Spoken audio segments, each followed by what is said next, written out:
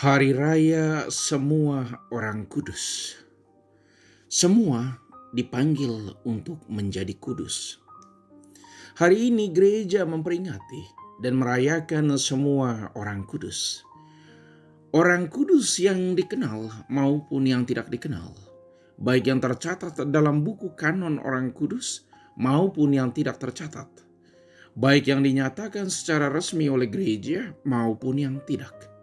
Kita merayakan semua orang kudus dan mereka sudah beralih dari dunia ini dan masuk dalam kehidupan kekal dalam kerajaan surga.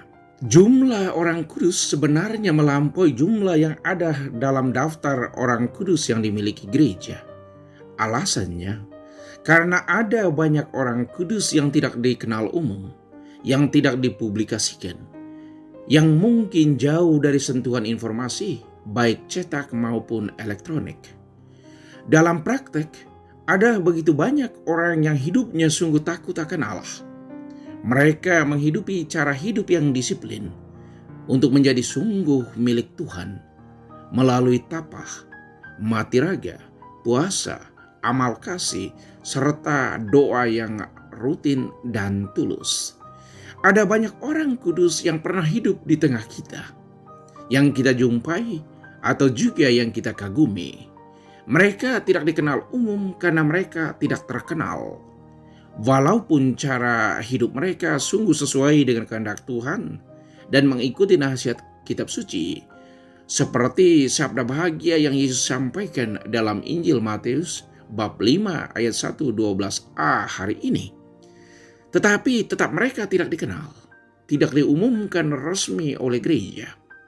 Bisa jadi mereka itu adalah anggota keluarga kita, orang yang kita kenal, atau orang yang kita kagumi, atau bahkan mereka yang sudah jauh ada sebelum kita. Apakah dengan tidak dikenal, kekudusan mereka hilang? Tentu tidak. Kekudusan itu tidak ditentukan oleh dikenal orang atau tidak, diumumkan secara resmi atau tidak.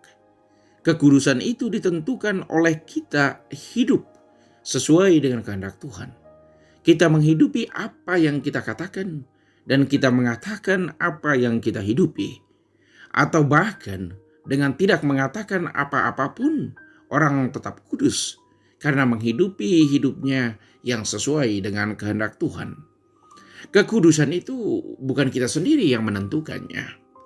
Kekudusan itu adalah sesuatu yang disematkan, digelari orang sesudah kita meninggal. Ia diberikan oleh orang lain kepada kita setelah ada bukti otentik yang menunjukkan tentang hal itu. Dalam gereja Katolik, proses untuk digelari kudus membutuhkan waktu dan proses yang panjang serta biaya yang cukup besar.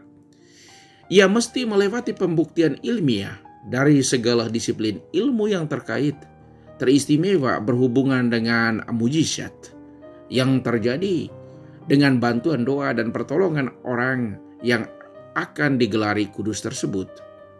Untuk digelari beato misalnya, harus minimal ada satu mujizat yang terjadi dengan perantaran orang yang akan digelari beato tersebut.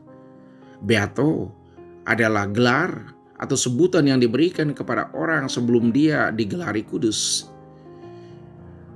Untuk menjadi santo, harus ada paling kurang 2 mujizat yang terjadi dengan perantaran doa orang yang akan digelari kudus itu.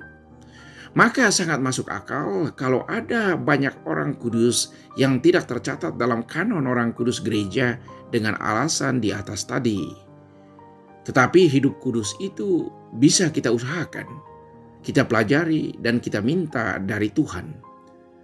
Sejatinya kekudusan itu diperoleh dengan cara kita membiarkan diri kita dipakai dan digunakan Tuhan sesuai dengan kehendak-Nya. Kita menyerahkan diri kita seutuhnya untuk menjadi sarana yang Tuhan gunakan. Dari pihak manusia hanya mengusahakan menghidupi apa yang sanggup dia lakukan sambil memohon bantuan Tuhan untuk menolong dan membimbing kita dalam hidup setiap hari. Selebihnya akan disempurnakan oleh Tuhan sendiri. Kekudusan dalam arti tertentu artinya anugerah istimewa yang diberikan secara cuma-cuma oleh Allah dan diterima dengan penuh kerendahan hati dan kepatuhan oleh manusia untuk mengikuti kehendak Tuhan. Pernah sekali ada seorang pemuda berjalan bersama pamannya, seorang romo, di tepi pantai yang sangat indah. Hari itu sangat cerah dan pemandangan laut di pantai itu sungguh indah. Langit yang cerah, laut yang biru, yang dilengkapi dengan gulungan ombak yang saling berkejar-kejaran. Sambil berjalan di tepi pantai, pemuda itu bertanya kepada pamannya, "Apakah semua orang harus menjadi kudus?" Mendengar pertanyaan itu, pamannya terus berjalan dan mengajak keponakannya itu untuk duduk di bawah rindangan pohon yang teduh dan sejuk. Pamannya mempersilahkan keponakannya untuk melihat ke laut dan memperhatikan pemandangan yang indah di depannya. Lalu pamannya menjelaskan, untuk menjadi kudus itu adalah panggilan untuk semua orang, siapapun dia. Lalu orang digelari kudus, itu bukan kita yang menentukannya. Nanti sesudah seseorang meninggal, baru orang lain akan memberikan gelar kudus itu. Kalau selama hidup, kita berjuang untuk hidup sesuai dengan kehendak Tuhan dan selalu menghidupi iman kita dengan tulus dan penuh tanggung jawab. Entah menjadi kudus atau tidak, itu bukan poin penting yang saya mau katakan, lanjut pamannya.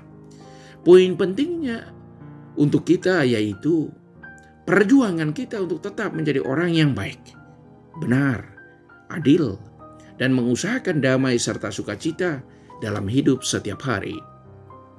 Perjuangan kita untuk itu harus jangan kendor dan tanpa hentinya.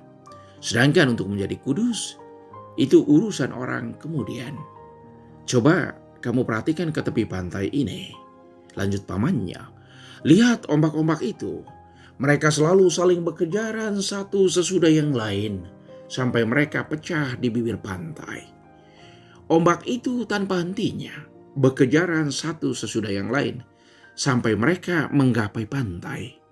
Begitulah hendaknya hidup kita, selalu berjuang tanpa henti untuk melakukan yang baik, benar, adil, dan mendatangkan damai dan sukacita untuk semua orang. Hidup kita harus mendatangkan kebaikan untuk diri sendiri dan orang lain. Mari saudara-saudariku, kita terus berjuang seperti ombak yang tanpa hentinya, saling berkejaran satu sesudah yang lain sampai menggapai garis pantai. Demikian juga perjuangan kita untuk tetap mengikuti dan menghidupi kehendak Tuhan dan firman-Nya sampai hayat di kandung badan. Tuhan memberkati.